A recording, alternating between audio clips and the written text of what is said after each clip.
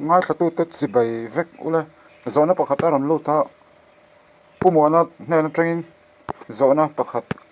alo donga chu chu kan chang don ani Facebook video vel ho kha gallery ti na ni hi alo zexual pal ve ni hi a engtin nge a save dan kapu aron tia hei han mistake pal zexual pal hi a ve fowa heting te hi kan hriat thiam tho chuan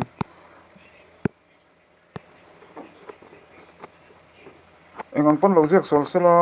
kan hriat thiam tho khan chuan ngai mo em tur ani lo chan chu sap kan ni lo mi zo kan ni wangin mani pian pui tong kan hmang lova chu wang chuanin sap tong e mani pian pui tong ni lo kan zexual kha kan hriat thiam tho chuan zexual kha ngai mo lutuk tur ani lem lo hei a zona kha Facebook a khan video te gallery a kan va save dan tur khani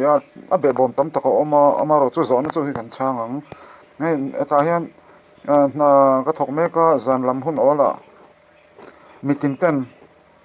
mitin pa na thiam na le fin na lama mal som na ni turin karon comeback le ang screen capture video in group rang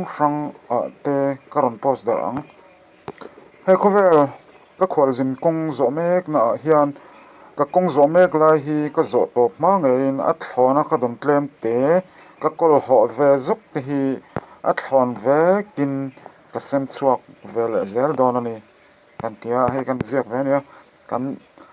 Facebook lampang kha ke chuan Facebook a hian olsam taka video ka valak chuana atan hian application kam manga chu hei he tami hi ni face video hi hei ka mang ta a kan lo enanga hei f face vid ti hi ni a hei ta hian hei option 1 a face video link ta hian a hei chu ki pa coin sei lo me nga rei thina a va sei tum hian huna du rei thina ni chu wang chuan kan sei do porang chuan hei ke application man chu ni a Facebook ami kha olsam tak takin ti hian kavala chuak mai thina ni thuziak kha thuziak kan ti video kha thuziak le thala kha chu i application mang lovin alak chu zung thei chu rem chang danga kan sei ang chuan ta hian video kan lak chu tur kan zung don ani ta hianin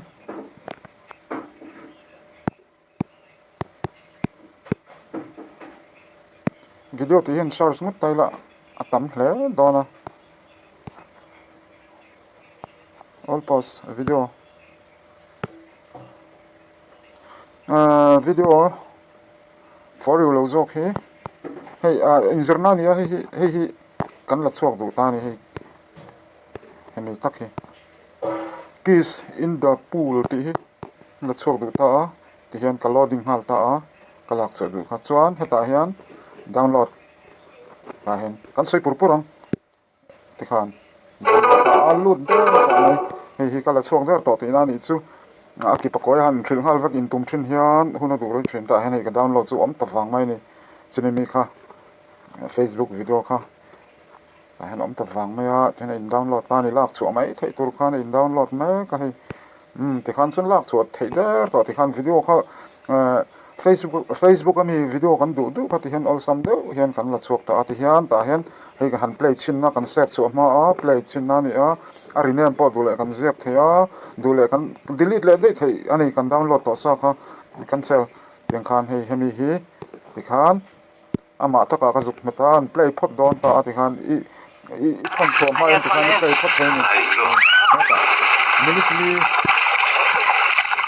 minute le second sam pangala ni a chu ti khan ian felta a I thon so du na khan I share don ani ten share ai matanga ti khan hei dule YouTube pa po channel te ni YouTube pa channel ate poi da te Telegram ate Telegram ten khan hi application dang ate poi edit na ate ten khan ada the ni kan va share thei ta ni chuan WhatsApp ilo thon du ta a WhatsApp hian ke chuan in dialog na kan WhatsApp group ni si kha ke ma chawa ko om na kan ni kha tiang ang video te kan caption caption te le edit tur ang chi te tu na mi hei video Facebook ami kalak chu ang te vada lok na ang kha mani chawa om na kha hei heta memory ti ai kana memory ni ta hian memo a hian subject ani a ta hian ta khan te khan hei heta ta hian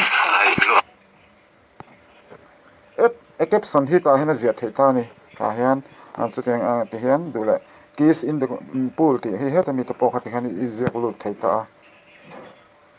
e horopui keys